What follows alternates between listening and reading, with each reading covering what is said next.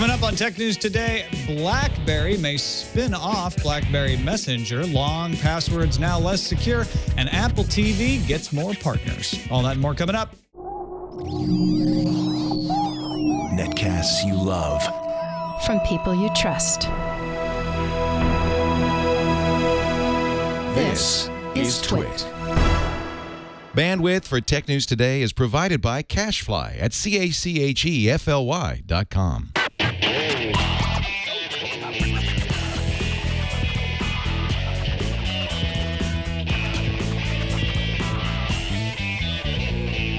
This is Tech News Today for Tuesday, August 27th, 2013. Tech News Today is brought to you by Squarespace, the all-in-one platform that makes it fast and easy to create your own professional website or online portfolio. For a free trial and 10% off, go to squarespace.com and use offer code TNT8. Welcome to Tech News Today. I'm Tom Merritt. I'm Sarah Lane. I'm Maya Zakhtar. And I'm Jason Howell. And this is the show we keep you up to date in the most important stories in the tech world. Try to put them in some context for you. We'll kick it off with the top 10 stories of the day in the news feeds. Wall Street Journal reports BlackBerry is seriously considering spinning off its BlackBerry Messenger unit into a subsidiary to be known as BBM Inc. The report notes several executives have been moved into the Messenger unit already. BBM is expected to become available on non-BlackBerry phones soon. BlackBerry announced earlier this month it is pursuing strategic alternatives, one of which would be a sale of the company. Microsoft has put its finishing touches on Windows 8.1 and Windows RT 8.1 and has started releasing both versions to hardware manufacturers. However, consumers still need to wait until October 18th. That's when Windows 8.1 is launched to the public before we can all purchase the update and start using it. Windows 8.1 was designed to fix some of the issues in Windows 8 and win over the public with a touch-friendly approach to desktop computing. A Samsung executive told the Korea Times that the company will unveil the Galaxy Gear smartwatch at a Samsung event on September 4th. According to a translated version of the Korea Times report, the watch will use a non-flexible display, but future versions may include flexible technology. The watch is going to be targeted at young trendsetters, so I guess us old fogies are not in the market for a watch. Right, you're an old fogey. Looks like Apple will have an in-store trade-in program for iPhones. MacRumors' Eric Slivka said that a training program is underway, and Mark Gurman of 9to5Mac says his sources say it will start in September. Matthew Ponzarino over at TechCrunch found the program being tested in a few retail stores already. The pilot program checks for condition, pays you a few $100s on a gift card that must be used immediately to buy a new phone, and any remainder money can then be kept on the iTunes gift card to use however you want. Damaged phones can be recycled at the stores as well, but you won't get any money for those. Amazon has launched its new Mobile Associates API that gives Android and Kindle Fire developers the ability to earn up to 6% of every sale from goods users buy on Amazon.com through in-app purchases. Developers can sell a single item from within the app or point to a category of products or bundle physical and digital goods together. Dell introduced 3 new Latitude series laptops. The Latitude 7000 series runs on Intel Haswell processors, comes in 12 and 14-inch models, and feature carbon fiber lids. The 5000 and 3000 series models include a 14 and 15-inch model. The lower-end 3000 series starts at $599, and the high-end 7000 series starts at $1,049. Both the 3000 and 7000 series will be available starting September 12th. That mid-range 5000 series, there's no price yet on that, but they will be available in October. If you have to ask, you can't afford it.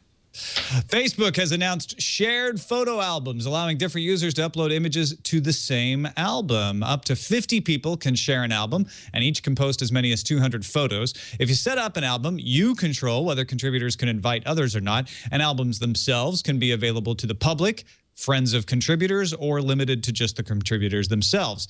The feature came out of a January Facebook hackathon. Speaking of Facebook, the company is getting ready to pay out $9 million to approximately 614,000 users as part of a $20 million legal settlement brought on by users after Facebook displayed their pictures in sponsored stories ads without permission. Yeah, we're going to be so rich. In fact, individual payouts will be $15 each. Whoa. Well, at least that's higher than the $10 payout that was proposed under an earlier version of the settlement. So it's looking up for us.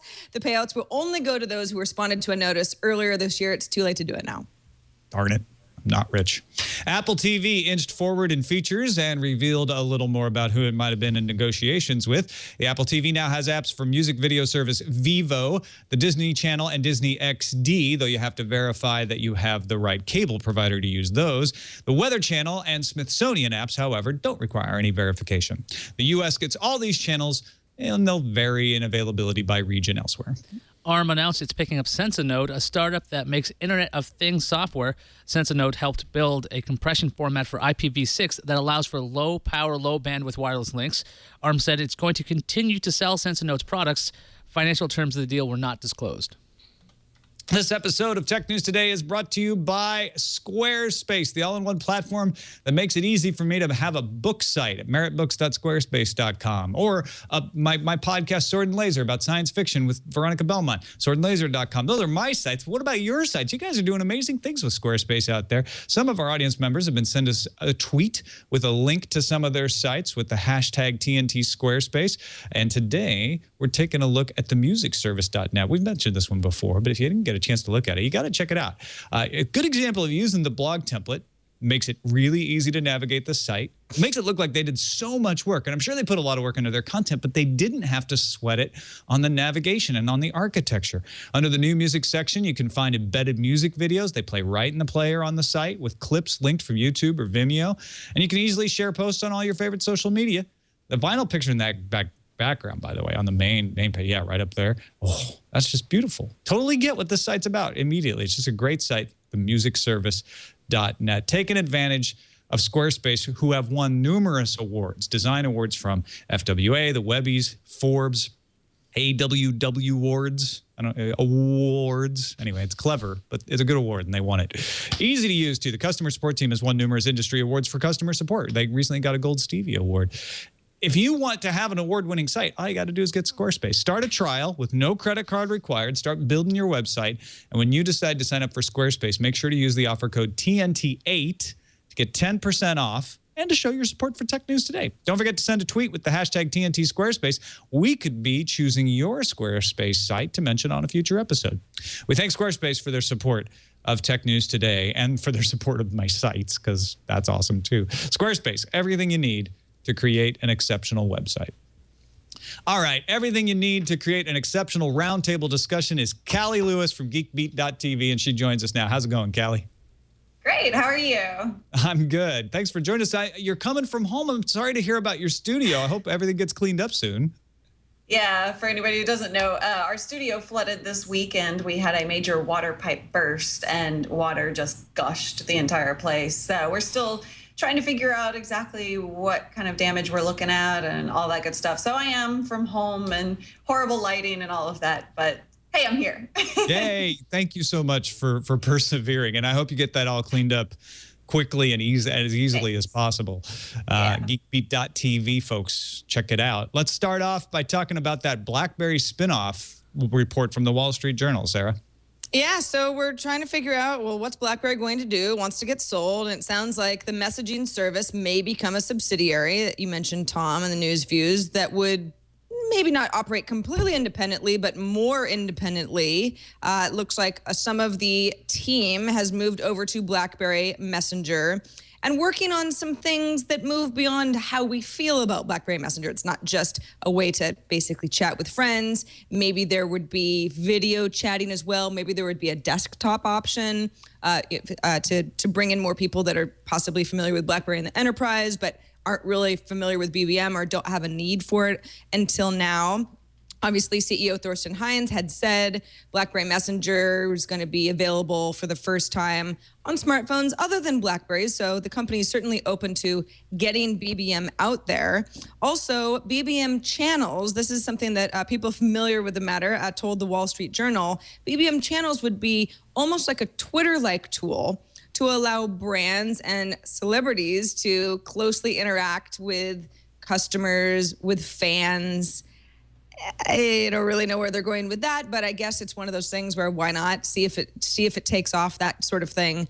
But I think a little perspective to have here is that BlackBerry Messenger has said publicly that there are around 60 million users. This is according to the company. That's sort of a vague number. We don't exactly know if that's daily active or whatever. So a company like WhatsApp, small startup based in the Silicon Valley, has over 200 million active users. That's, again, according to the company and other metrics. So I wonder really what BlackBerry expects to achieve, who they're expecting to go after or at least compete with something like this. I mean, is it something like WhatsApp? WhatsApp is way ahead of BBM. Is it more like a Skype or an AOL Instant Messenger? Callie, what do you think? Well, I think it's actually a brilliant move. I mean, I think it can go in a lot of different directions. Separating it from BlackBerry. I mean, if you take BlackBerry users, they love BBM. It's probably their favorite thing about BlackBerry, at least the ones I've talked to. And so having it be able to compete on a cross-platform level is opening up their opportunity to compete with somebody like WhatsApp. You know, I mean, if it's as awesome as, you know, BlackBerry users say it is, then it could kind of trickle out to everyone. But on the other hand, you know, if they are kind of opening it up for cross-platform and separating that out, BlackBerry users themselves might actually think, oh, well, I can get another type of device and still use BBM. Awesome. I'll go Android and still use BBM or something like that. You know, that it also presents some challenges for BlackBerry. But hey, they want to sell it anyway, right? I think this really shows the dysfunctional nature of BlackBerry in glaring detail. According to that Wall Street Journal report, 3 years ago, they were able to port BBM to other platforms and decided not to. If they had done it now, before KakaoTalk and Line and WeChat and WhatsApp, they could have totally dominated the cross-platform messaging space because they have such a built-in, they still do, a large number of people who love BBM and use it. If they had done it in advance, they would have captured the market. But they held off until it was too late. Now it's a dire move. They're doing this to show that BBM still has value, which it does, in anticipation of a sale. So that somebody says, oh, well, we need to count the value of BBM because we haven't been including that in the sale price. It's a really seriously capitalistic move, not done for the right reasons. I think it still could be something of a success because there are so many people, as Callie mentioned, who still love BBM and still use it. But it's almost too late, and it's done for the wrong reasons. Yeah, I mean, I think you're right. They should have done it way, way long ago. But I think it still has a lot of potential, even for the wrong reasons or being too late or anything like that. If they can get past the reputation of BlackBerry, if you know, a lot of people kind of growing up without BlackBerries, they may see BBM and not actually associate it with the company RIM. So, which I guess is a good thing. Yeah, exactly. Yeah, it's odd to think BBM Inc. might be stronger in the end than BlackBerry itself. Yeah, but like you were talking about the dysfunction at BlackBerry, Tom, the thing is by having a separate entity that can actually negotiate and not be stuck to the BlackBerry hardware. I mean, this being cross-platform is great, and they could have done it years ago. If they had this division a long time ago, they probably would have been on everything. But kind of like Amazon has its Kindle software everywhere, but they don't really mess with the Kindle hardware division, which is kind of, I think that would work best if it requires BlackBerry to build a wall between itself and its hardware and software. Maybe this could be better for the long run because this will be the thing that survives BlackBerry. That hardware unit's probably going to die, but BlackBerry Messenger will probably be around for a while. If you've got a long password and you're feeling secure, you might still need a longer one. Dan Gooden over at Ars Technica has a report today about OCL Hashcat Plus. That is a program that in its newest version, 0.15, went from a 15-character brute force limit to a generally 55-character attempt. In fact, it can go from 24 to 64 depending on what hash it's attacking and the technique you use. But if you don't know OCL Hashcat, it's a program meant to take advantage of dozens of graphics cards to break into passwords. Now, it has a legitimate use. This isn't just for nefarious uses. For pen tests, people doing security testing to make sure that they've got a nice, secure firewall around their corporate environment, they need tools like this. It can do up to 8 billion guesses per second on a virtually unlimited number of compromised hashes. So it can take that hash database that it steals and just go to town on it. As an example, Gooden says a typical TrueCrypt configuration attacked by a PC running OCL Hashcat Plus, and just 2 AMD HD 6990 video cards can cycle through 223,000 password candidates a second, fast enough to exhaust all 14.3 million words contained in the seminal RockU dump of passwords in 65 seconds. The RockU dump is kind of the standard for, like, here are the most common passwords used on the internet and how to figure out their hashes. Passwords analysis and cracking kit is also out, which can be used with OCL HashKit. PAC, as it's called, was developed by Peter Kaczerginski as a way to customize your attack to the password policy. So all those great password policies that say, oh, you must be limited to 8 characters, and you must have 1 capital letter, or you must not use any special characters. You can customize the attack to eliminate all the possibilities that would violate the password policy. It makes it easier for the hackers to get in. The upshot of this is it's going to be really easy if you're using a phrase that can be found on the internet. Anything from a Wikipedia article, anything from a book, any kind of quotation, any just natural language phrase that's common, used to be considered somewhat secure. That is no longer secure at all in this. And OCL Hashcat can go after 55 letter long passwords of any kind and possibly get at them.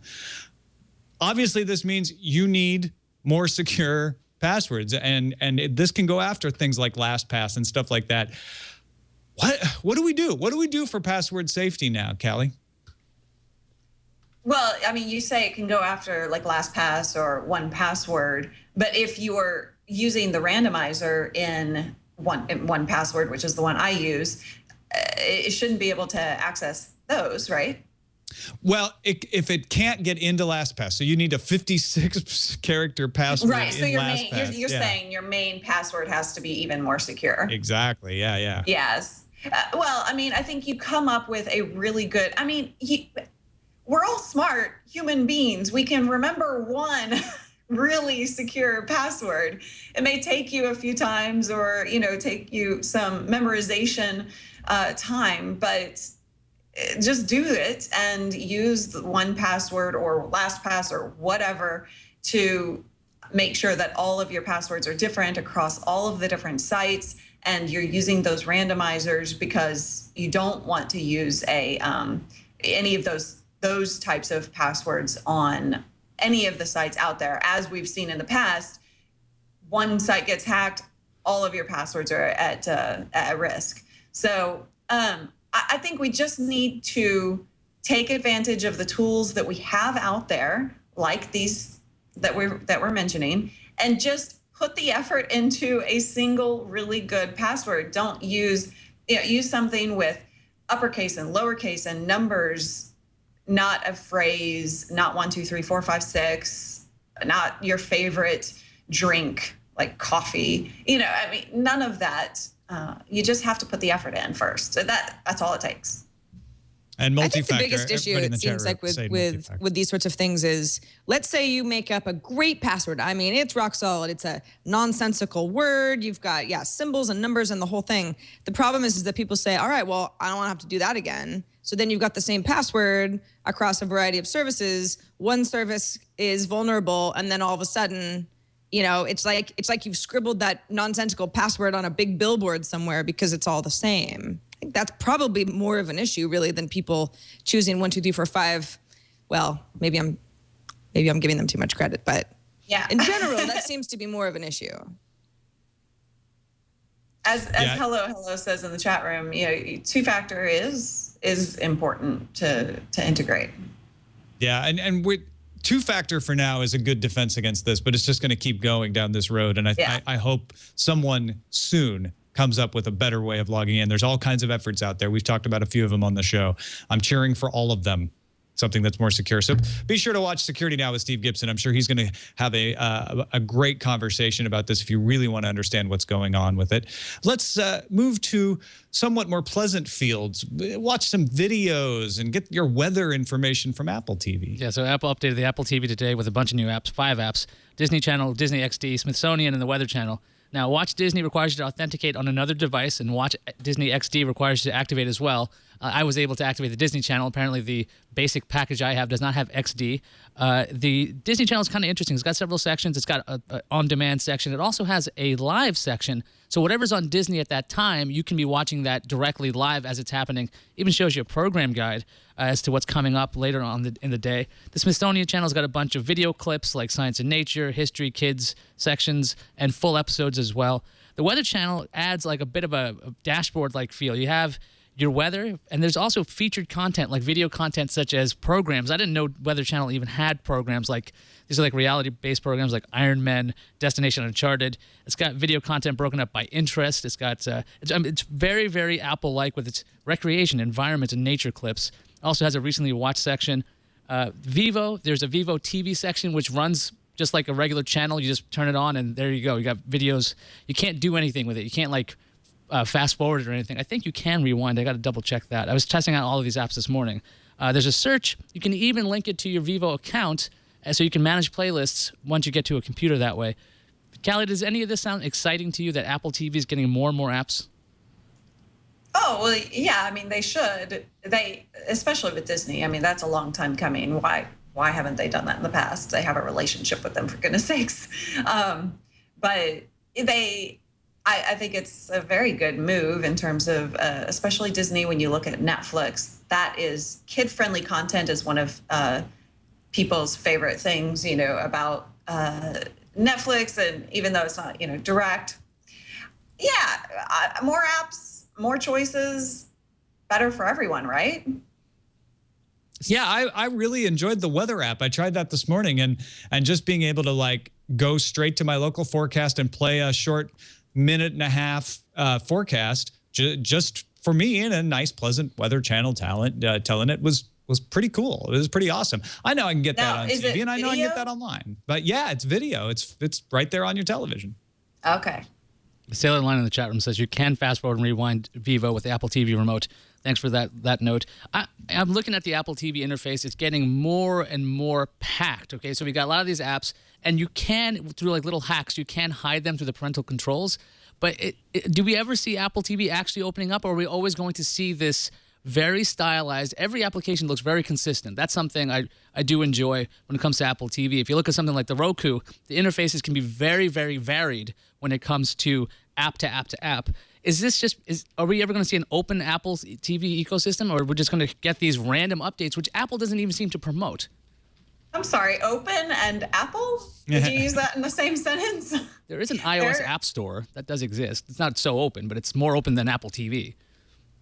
Yeah, Well, that Dan would be Farmer nice. wrote an interesting post a couple hours ago. He said the HBO Go app, when that came to Apple TV, the HBO folks said, yeah, we made this completely in-house. It's not something that Apple's really has a hand in. So he says there may be some Apple TV SDK that Apple is experimenting with a small group of companies. If it works out well, they seem to be opening it up to other partners. And, eventually we're probably going to see an Apple TV app store. I think that's a great idea. I hope that's what we see. Obviously, it's going to have to work differently than some sort of iOS app store or even a Mac app store. But I think that that's the way to go, really, to think of these companies as third-party devs that can then submit apps to the Apple TV store. It would make sense. I like to look at these two and think, okay, they've obviously been talking to Disney, which we probably could have guessed. Apple and Disney have that close relationship anyway, but they've obviously been talking to Vivo about whatever that Apple television that's supposedly in the offing is going to be. And they've been talking to the Weather Channel, which means they've been talking to the Weather Channel's parent company, which I think is NBC Universal, which I think is Comcast. So that's interesting. Lots of interesting things to surmise from there. I don't know what any of them mean either. Let's talk about Facebook shared photo albums. This is something that seems small, but people are really excited about it.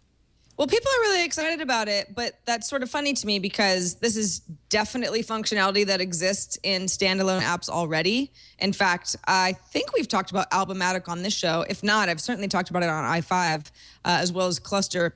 These are two apps that basically do what Facebook's replicating. So the idea is right now, let's say all five of us go to a wedding. We all take 100 pictures, and it would be great to be able to put them all in a pool. The idea is that now, instead of I upload my photos into some sort of an album, Tom uploads his photos, I as Callie, Jason, we can all contribute to a single album so we can share and be able to pull down photos from the album. We each have the ability to upload 200 pictures to that shared album. And as an administrator, if I was the one that set it up, I've got a little bit more settings than everybody else, but you would have control over your own photos that you are adding to the pool. So in cases of an event, a graduation, a wedding, anywhere that we're all sort of together at once, I think this makes perfect sense.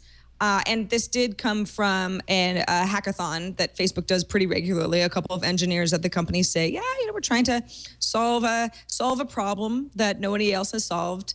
But this is definitely a Me Too feature of Facebook. This functionality does work in other apps, but I wonder how many people who upload photos to Facebook every day, and there are millions of them, know about the fact that this functionality exists before. Probably very few. Outside of Silicon Valley, probably not that many, or people who work in tech at all. So I think this is probably a really, really killer feature for Facebook, just because the act of, hey, we all went to this fun party and took a bunch of pictures is something that people use on Facebook all the time.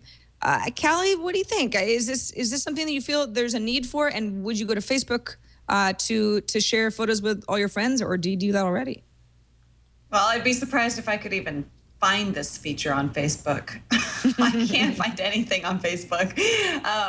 It's a killer feature, as you said. It is something that it kind of goes to the core of what Facebook users do on the site. It's all about sharing, and it's all about events and family and friends. So it makes perfect sense. First comes to mind privacy. It seemed like there was some good privacy settings in there, or control settings at least. It goes to the core of how Facebook users use the site. So it's something that they should have done a while back ago, in terms of what you said about how many people are actually going to know about it. They're going to have their work cut out to kind of distribute the information. I'm not sure really how most Facebook users, to be honest, I have a hard time integrating Facebook into my daily life outside of the fact that I'm on it for, sharing everything that I do, but I don't use it in terms of family. So I'm not really sure how people discover those new features. Do you guys? I'm with you, Callie. It's sort of a foreign land. I traipse into Facebook every once in a while. That sounds horrible from tech people, right? But I think that's one of the interesting things about Facebook is it is a lot more popular outside of the Silicon Valley crowd, whether you're in Silicon Valley or not, than it is within. And so it could almost be the opposite of the BBM discussion. This is way too late to the game in a sense, but it doesn't matter because Facebook has such a huge population. It's not faltering. It's got a huge audience, and the people who use Facebook every day, which aren't you and me, are going to love this. They're going to say, oh, this is fantastic. I no longer have the confusion over sharing the photos, because so many people share photos on Facebook. Yeah, that's exactly it. A little over a year ago, Google introduced something similar to this at the Google I/O. It was Google Events, where you could open up event, and then everybody that had a phone that was logged into this event functionality, all the photos that they take, it hits the stream. I thought that was so awesome, had so much potential, but the problem is people don't necessarily, in as great a numbers as Facebook, use Google Plus in that way. Facebook absolutely went to a wedding 3 weeks ago, and I had to install a separate app from this random developer to do the same thing like this, but everybody's already in Facebook. I think this is going to be interesting if the everyday person understands why and how. Well, if they could tie Oh, sorry, Ayaz, go ahead. Oh, thanks. If they could tie it to graph search a little bit better, so let's say, photos of somebody's event that way, then you could actually find do these it more things. automatically. Right, yeah. because like Callie's saying, it's really hard to find stuff on Facebook. They've introduced the graph search, but it doesn't really, it's not exactly intuitive. So if you were thinking like you're uploading a bunch of photos where you're like, hey, I was at this concert with Jason, photos of by Jason at this concert. So maybe if they were tagged already, Although I'm sure Facebook could do a more automated thing that would freak people out by checking, geolocation I bet data. they could, yeah, pretty But easily. This is probably the nice way to go. We'll integrate this now. In the future, I think this could be way more powerful. But this is something that seems like it should have been a Facebook for the longest time, because I don't like going to my first friend's photos album, then the second person, they're the all just third one. broken up, So yeah. it's just a long time coming. I think it probably makes the most sense, and I'm just guessing here, to create a standalone app, have the feature involved in Facebook somehow, but create a standalone app that's all about. There already is a Facebook Photos app, but some sort of an app that's designed to create albums around, events and geolocation. That freaks people out, but that's actually how apps that already do this work so well. It's like, hey, I noticed that you, Tom, and Ayaz, and Jason, and Callie were all at the same place. Would you like to upload these 12 photos that you took between noon and 4? I think as long as it can be rolled out in the least creepy way possible, and for Facebook, I know that's a challenge, I think a lot of people would just be like, it's magic. I love this. Yeah, you're probably right, Sarah, because people feel that way about lots of things on Facebook already. It's a love-hate relationship that the public seems to have with them.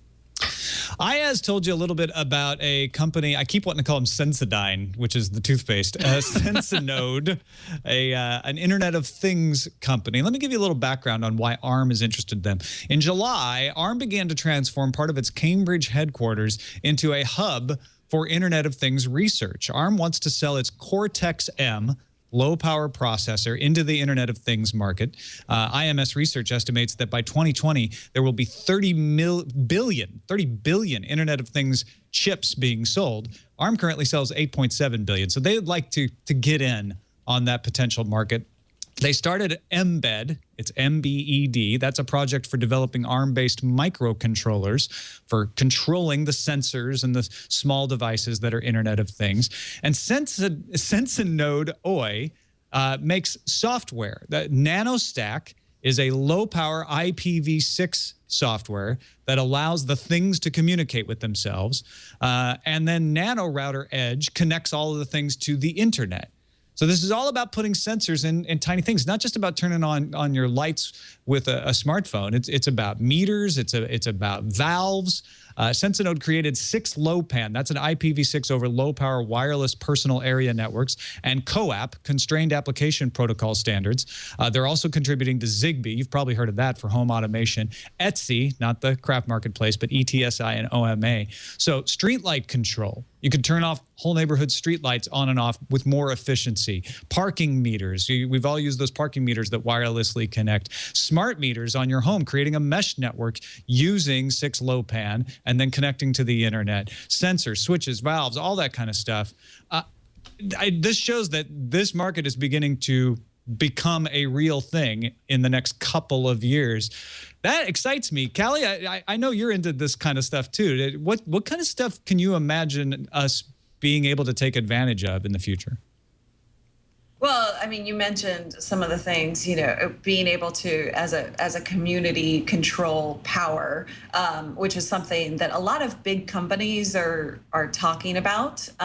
There are whole developments in development that are based around the fact that communities can work to control their own power consumption and all of that stuff. So, that would play really well in that scenario. I mean, gosh, we could do so many things. Right now, we're seeing a lot of home automation types of things and personal ability to kind of control our world around us. But it has super flaws in the fact that nothing works together. Lowe's has a home automation system that kind of allows other platforms to work with it, but nobody else is doing it. It's all very proprietary, which is a big problem. So this I could see kind of fixing that problem in the future. You know what I want? I want that fridge that was promised to me at like CES in 2000 that will know when my milk went sour and order milk to be delivered to me and actually, as I throw things away, make a grocery list for me based on that, because there's sensors in the fridge and there's sensors in the trash can and it's all connected to the internet. And a robot that will throw that milk out for you, right? Exactly. I just want to Yeah, those would be perfect. with all the connected devices, all I want to be able to do is find the stuff. That's about it. Okay, like there's like Find My iPhone, and you can do this. And I know that there's a bunch of Bluetooth tags out there that you can get now. You should be able to find your gear. But if everything is connected, that means I don't lose anything anymore. So like in my garage, I've got a ton of bins and boxes full of like USB cables or like just random computer parts. If these things were always connected anyway, and I had like an inventory system as opposed to those things like Delicious Library or even a book, something that cataloged everything I have, that would make it a lot easier. I basically want an inventory control system for all the Siri, stuff where's I my have. FireWire drive? It's in the cloud. I do not Here's know what a map. FireWire is. Yeah. Stop You don't supporting even that. have to ask Siri though, because your app would just show you where it's at. Ken from Chicago is Right. right. Okay, Google, where's my keys? Exactly. Oh, yeah. And Madera actually in the chat room said NSA is loving this. He's absolutely right. Well, and you know what, Everything connected. It presents a lot of security issues. Totally. It does. It's not a reason we shouldn't do it, but it like any kind of advance in connectivity of any kind, you have to understand the negative implications and plan for them. Absolutely.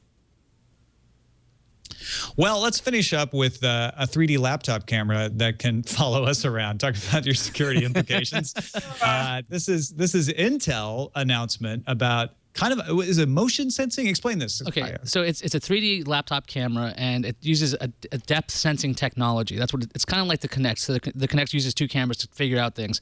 It can track you. Intel's director of Perceptual Products and Solutions, bet you didn't know they had one of those. Anil Nanduri said these cameras will be able to sense your excitement and emotion. The cameras also can track your eyes, and they talked about, let's say a child is trying to read something and they're not understanding a word. It can actually track and try to help you out when you don't understand something. I don't know why I use a child as an example because I know I run into that all the time. Identifying things, these cameras also will be able to tell what you're showing it. So if you have like a phone, so Nanduri says you'll never have to look for a new case for your phone. You simply show it to the camera. The camera could then effectively scan it, print out a case for you using a 3D printer, or you could go to a store where they can print it out for you. And a depth sensing picture of a model can be extracted to reveal exact specifications and other details of a design, which could then be printed. So there's lots of functions for this. As for timing, the first cameras are going to appear in external webcams in the coming quarters, so soon, I guess. And Nanduri says the cameras will trickle down to smartphones and tablets, but we will see them in laptops. This is the only thing I had for like a definite time frame. In the second half of 2014, we're going to see these cameras in Ultrabooks and notebooks. Callie, you think this is going to help sales of laptops, or is this going to be like some kind of 3D printing gimmick?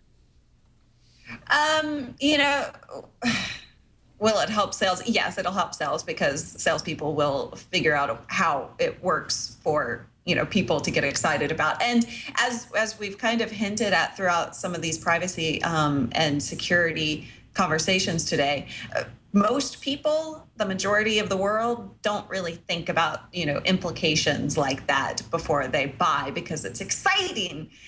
This is inevitable. With everything that's going on in technology right now, something like this camera is inevitable. It completely scares the heck out of me.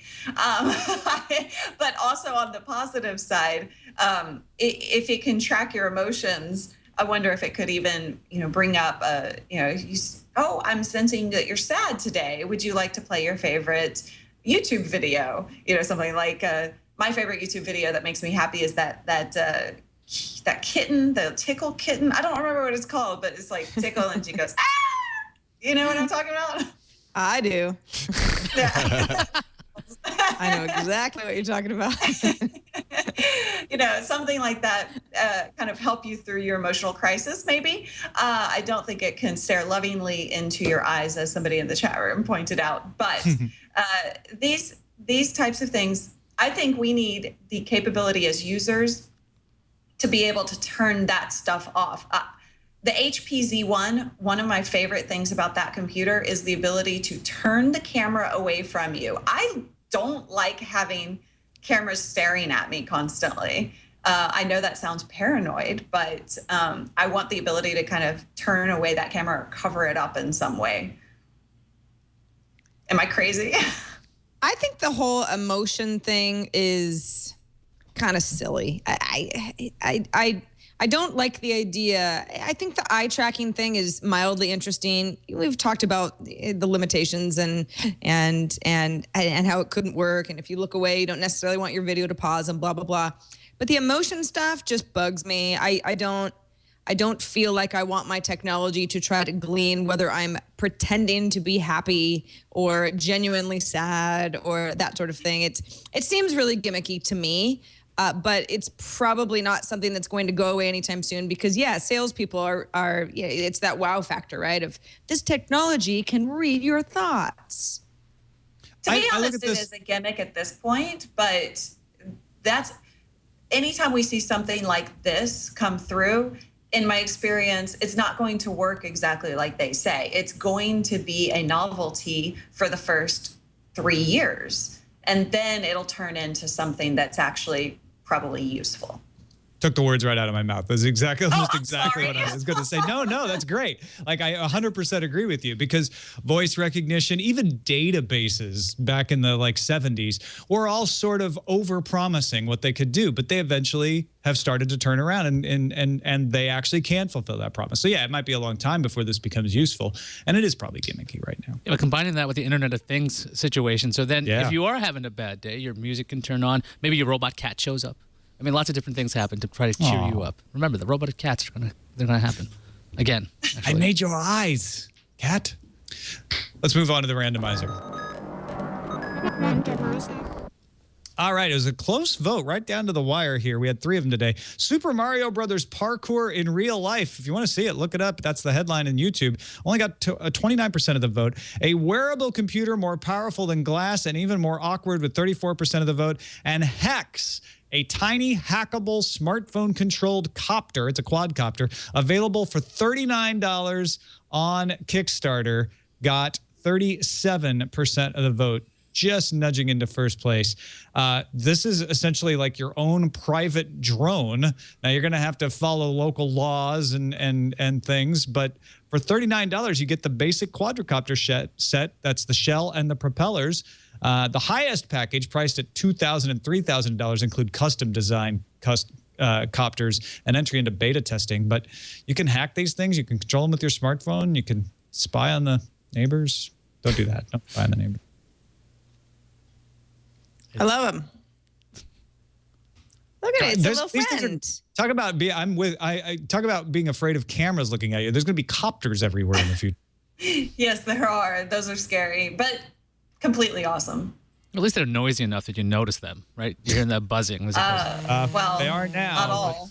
Yeah. When they get silent is when you got to start freaking A out. whisper quiet drone from Hex. There are already silent drones in the shape of birds that spy. The government uses to spy. I mean, they exist. It's just a matter of getting to the consumer level. All right, let's check and see if there's anything on the calendar. Sarah, do you see anything? Well, there is. Let me unearth this. Oh, new Nexus 7 is coming to the UK on the 28th. That's tomorrow. It'll start at £199 sterling. Go get it while it's hot. Go get him, UK. Let's see what's incoming. Incoming message.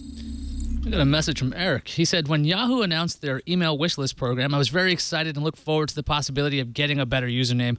I received the email yesterday. It started stating that one of my chosen usernames was available, and I immediately signed up for it merging with my existing account. I now regret that decision. It has become very clear the reason the previous owner abandoned their account is because of the ridiculous amount of spam it receives. Over the past hour, I'm averaging 1 spam email to my inbox every 4 minutes and 1 spam email to my spam folder every 2 minutes. In the past, I've been very selective about giving out my Yahoo email address and had managed to keep it spam-free. Now I need to find a way to fix this mess. Oh, my God. Or may just have to abandon my Yahoo account altogether. So before anyone signs up for that great Yahoo username they've always wanted, I urge them to consider why the original owner stopped using it. Your mileage may vary, and once you get control of that account, you don't need to merge it into your main account. I believe there is a way to unmerge it. So Eric, don't fret. You could probably pull it back out again. But wow, that's one of those scare stories that everybody was worried about, huh? I got my email from Yahoo saying you can get this, and I did not pick it up yet. And now I saw this email. I'm like, oh, right. But my Yahoo account's already spam anyway. So what's the difference? That's exactly it, right? A lot of the people who would just let this terminate and expire would be the ones that are like, you know what? I don't even use it anymore. It's unusable because of spam. That's my situation. It's totally a spam bucket. Log in there every once in a while and find a choice email that's hidden in that haystack. But yeah, if somebody else got my email, they'd be inundated with spam. I would say if you don't not use the program, but hold off on merging accounts until you're sure what's going on in the account that you got. I didn't get mine. So now I'm going to go after that person and start spam. No, I'm not. It's on camera. Yeah, I know. There's always cameras looking at me because I do this show every day. Thank you, Callie Lewis, for joining us today. Again, I'm so sorry about the water damage. I hope everything turns out all right. But you're still doing great stuff over there at GeekBeat. Thank you. Appreciate it, and happy to be on as always. Thanks, guys. Geekbeat.tv to keep up with all the things that Callie's doing. You got anything in particular besides the great flood? You had to show that face. Sorry, what? You got anything else coming up that you want to talk about? We have a lot of great content coming out, a lot of shows that we're working on. In particular, in the next couple of weeks, I should be releasing a big project that I've been working on, reviewing all sorts of different health and fitness devices and gadgets. So that's one thing to look forward to. Awesome. Check that out, geekbeat.tv.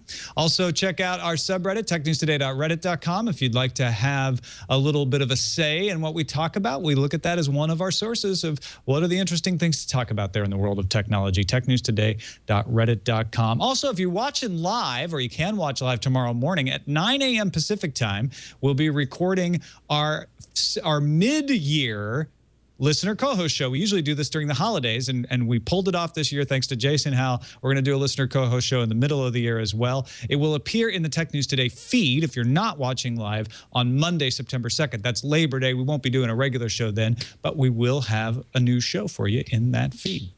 Thanks to everybody for watching or listening. You can find us at twit.tv/TNT. Email us TNT@twit.tv, or give us a call, leave us a voicemail, 260-TNT-SHOW. Our guest for tomorrow canceled, but Jonathan Strickland rode to our rescue, and he'll be with us tomorrow. We'll see you then.